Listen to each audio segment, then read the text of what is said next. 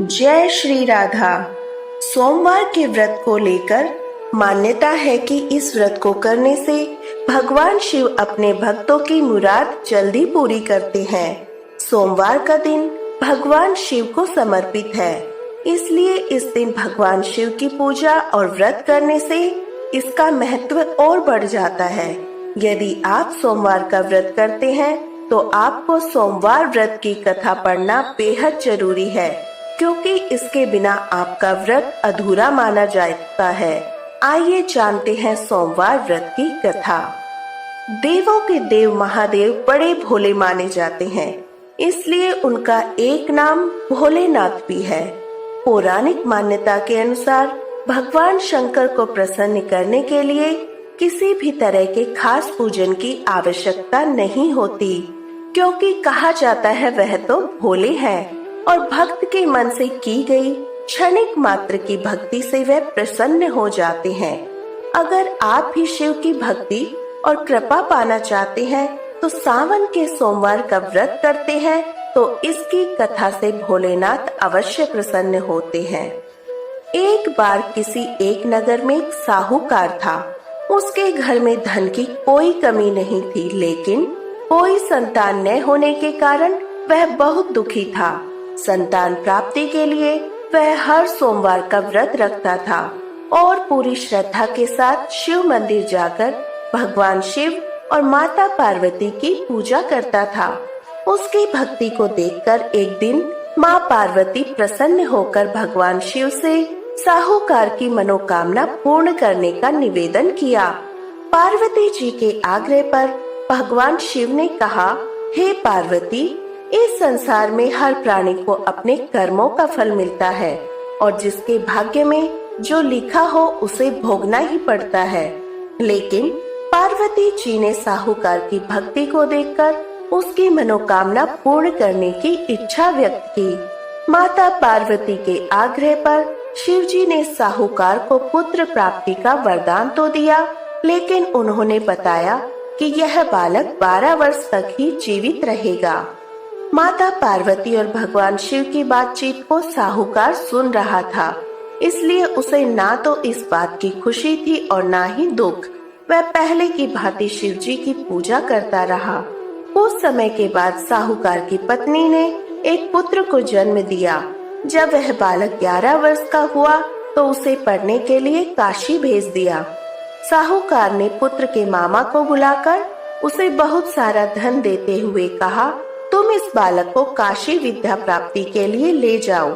तुम लोग रास्ते में यज्ञ कराते जाना और ब्राह्मणों को भोजन दक्षिणा देते हुए जाना। दोनों मामा भांजे इसी तरह यज्ञ कराते और ब्राह्मणों को दान दक्षिणा देते काशी नगरी निकल पड़े। इस दौरान रात में एक नगर पड़ा, जहाँ नगर के राजा की कन्या का विवाह था, लेकिन जिस कन्या से उसका विवाह होने वाला था वह एक आंख से काना था। राजकुमार के पिता ने अपने पुत्र के काना होने की बात को छुपाने के लिए सोचा, क्यों न उसने साहूकार के पुत्र को दूल्हा बनाकर राजकुमारी से विवाह करा दूं। विवाह के बाद उसको धन देकर विदा कर दूंगा और राजकुमारी को अपने घर ले जाऊंगा। लड़के को दूल्हे के वस्त्र पहनाकर राजकुमारी से विवाह करा दिया गया। साहूकार का पुत्र ईमानदार था, उसे यह बात सही नहीं लगी, इसलिए उसने अवसर पाकर राजकुमारी के दुपट्टे पर लिखा कि तुम्हारा विवाह तो मेरे साथ हुआ है, लेकिन जिस राजकुमार के संग तुम्हें भेजा जाएगा वह एक आंख से काना है। मैं तो काशी पढ़ने जा रहा हूँ। जब राजकुमारी ने चुन्नी पर लिखी बातें पढ़ी तो उसने अपने माता पिता को यह बात बताई। राजा ने अपनी पुत्री को विदा नहीं किया, फिर तुरंत बारात वापस चली गई। दूसरी ओर साहूकार का लड़का और उसका मामा काशी पहुँचे। वहाँ जाकर उन्होंने यज्ञ किया। जिस दिन लड़का 12 साल का हुआ उस दिन भी यज्ञ का आयोजन था। लड़के ने अपने मामा से कहा कि मेरी तबीयत कुछ ठीक नहीं है। मामा ने कहा, तुम अंदर जाकर आराम कर लो। शिव जी के वरदान अनुसार कुछ ही देर में उस बालक के प्राण निकल गए। मृत भांजे को देख उसके मामा ने विलाप करना शुरू किया। संयोगवश उसी समय शिवजी और माता पार्वती पर उधर ही से जा रहे थे। पार्वती माता ने भोलेनाथ से कहा, स्वामी, मुझे इसके रोने के स्वर सहन नहीं हो रहा। आप इस व्यक्ति के कष्ट को अवश्य दूर कीजिए। जब शिव जी मृत बालक के समीप गए तो वह बोले, यह उसी साहूकार का पुत्र है जिसे मैंने 12 वर्ष की आयु का वरदान दिया था। अब इसकी आयु पूरी हो चुकी है।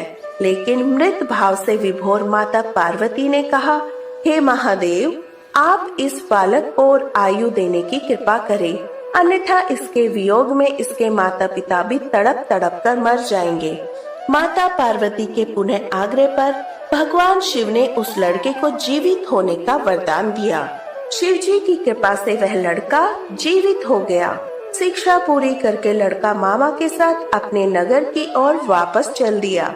दोनों चलते हुए उसी नगर में पहुँचे जहाँ उसका विवाह हुआ था। उस नगर में भी उन्होंने यज्ञ का आयोजन किया। उस लड़के के ससुर ने उसे पहचान लिया और महल में ले जाकर उसकी खातिरदारी की और अपनी पुत्री को विदा किया। उधर साहूकार और उसकी पत्नी भूखे प्यासे रहकर बेटे की प्रतीक्षा कर रहे थे। उन्होंने प्रण कर रखा था, यदि उन्हें बेटे की मृत्यु का समाचार मिला तो वह भी प्राण त्याग देंगे, परंतु अपने बेटे के जीवित होने का समाचार पाकर वे बेहद प्रसन्न हुए। उसी रात भगवान शिव ने साहूकार के स्वप्न में आकर कहा, हे श्रेष्ठी, मैंने तेरे सोमवार के व्रत करने और व्रत कथा सुनने से प्रसन्न होकर तेरे पुत्र को लंबी आयु का वरदान दिया है। इसी प्रकार जो कोई सोमवार का व्रत करता है या कथा पढ़ता या सुनता है, उसके सभी कष्ट दूर हो जाते हैं और सभी मनोकामना पूर्ण हो जाती है। जय शिव शंकर, हर हर महादेव। ओम जय शिव ओंकारा, स्वामी जय शिव ओंकारा। ब्रह्मा विष्णु सदा शिव, ब्रह्मा विष्णु सदा शिव, अर्धांगी धारा। जय शिव ओंकारा। एकानन चतुरानन पंचानन राजे, स्वामी पंचानन राजे।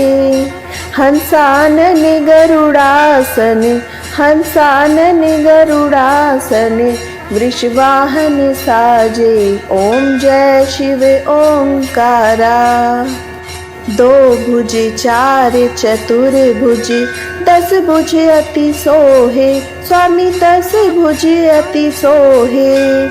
त्रिगुण रूप निरखता, तीनों रूप निरखता, त्रिभुवन जन मोहे। ओम जय शिव ओंकारा।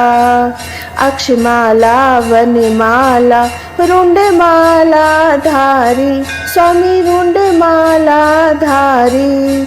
चंदन मृग मद सोहे, चंदन मृग मद सोहे, भोले शुभकारी। ओम जय शिव ओंकारा। श्वेतांबर पीतांबर बाघांबरी अंगे, स्वामी बाघांबरी अंगे। सनकादिक गरुणादिक, सनकादिक गरुणादिक, भूतादिक संगे। ओम जय शिव ओंकारा। कर के मध्य कमंडल, चक्र त्रिशूल धरता, स्वामी चक्र त्रिशूल धरता। जग करता जग भरता, जग करता जग भरता, जग पालन करता। ओम जय शिव ओंकारा।